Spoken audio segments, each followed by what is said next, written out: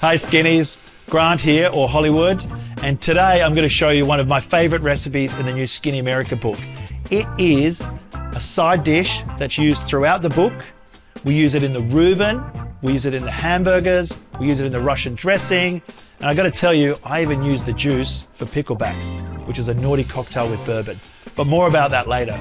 First of all, dill pickles. I mean, who knew? We can make them at home. They're really, really easy to make, and they have 9 ingredients in total. A pickling jar if you're clever, but they can go into any container. And they keep for ages, and I'm going to show you how to make them right now. The dill pickle recipe starts with some basic ingredients. White wine vinegar. It doesn't taste great to drink, but it's perfect for a pickling brine. Just the perfect amount. It didn't go over at all. Throw in some water. Again, perfect. A little bit of salt and some sugar. And then some flavoring ingredients. I'm just going for some coriander and some mustard. You can pump it up with whatever you want. I'm just going to throw in a bay leaf for some flavor. I'm going to cook that all for 5 minutes. When that's done, allow it to cool, and then I'll show you how we throw in the cucumbers for pickling, and then also some flavor ingredients.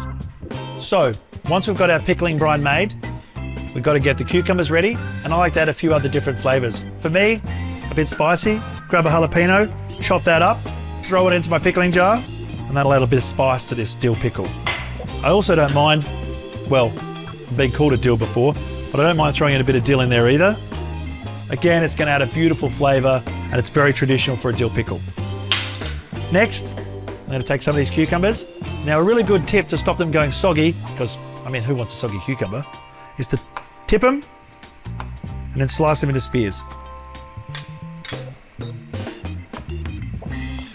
Perfect! So, I've got my little cucumbers in spears, and I've allowed my pickling brine to cool. I've got my jar with a little spice in there and some dill. It's as simple as stuffing these little guys in there. Whoop! Go into your home, cucumber. Go to your home. And then, once you've got it as full as you like, it's just a matter of pouring this in. Perfect. You can see all that mustard seeds and coriander. It's going to add all that flavor we talked about. All the way to the top so it's nice and covered. Lid on. Set in the fridge to cool.